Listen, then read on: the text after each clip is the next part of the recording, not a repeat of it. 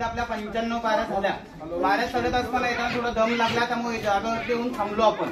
मागच्या बाजूला बघा खिडकी दिसते, समोर बघा वरती वायरच्या मागे ती खिडकी जी आहे त्या खिडकीमध्ये तोफ ठेवली जायची आणि तोफेचा मारा तिथून गेट वरती करायची. शत्रूचा गडावरती आला एका बाजूला या एकाचा रोड आहे, त्या दोन्ही भिंती लांबून पाहिल्यानंतर जॉईंट वाटतात. त्याला काय म्हणलेलं आहे गोमुखी दरवाजा. महाराष्ट्रातील गड किल्ले महाराजांनी डोंगरावरती बांधलेत. सहसा किल्ल्यांचे गेट कळून येत नाही. शत्रूची जास्तीत जास्त फौज आतमध्ये बसते तर या दोन्ही भिंतींना छिद्र आहे खाली उतरलेत बघा. त्याला काय म्हणलेले जांग्या. या जांग्यांमधून उकळतं तेल आणि गरम पाणी ओतलं जायचं. आजपर्यंत असा वापर या गडावरती झालेला नाहीये, पण महाराष्ट्रामध्ये एक गड आहे की ज्या गडावरती अटॅक झाला तो म्हणजे पन्हाळा. या पन्हाळ्याला सिद्धेश्वरने वेढा दिला होता. प्रतापगडाला वेढा देता येत नाही, वेढा देणारा वेढा होईल. चारी साईडून कडा आहे, येण्या जाण्याचा मार्ग एकच आहे, तो म्हणजे गडाचा मुख्य प्रवेशद्वार. इथूनच आपल्याला बाहेर पडायचं आहे. म्हणजे महाराजांचे गड किल्ले बांधले कुणी, गडाचे अर्किटेक्ट होते मोरोपंत पिंगळे, फिरोजी इंदुरकर आणि आर्दोजी यादव. ज्यांनी रायगड बनवला त्यांनीच प्रतापगड बांधलाय.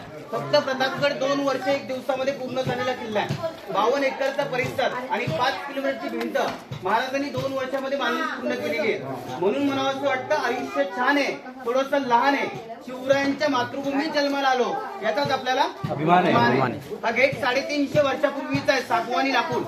आज रीतिरिवाज म्हणजे रात्री 8 ला बंद होतो, सकाळी 6 ला खोलतात. गेट मध्ये गेल्यानंतर उजव्या साईडला मध्ये एक दगड आहे, तोफ आहे. त्या तोफेचं वजन आहे 650 किलो. आणि डाव्या साईडला एक दगड ठेवलाय, तो मशाल स्टँड आहे, मशाल लावण्याची जागा.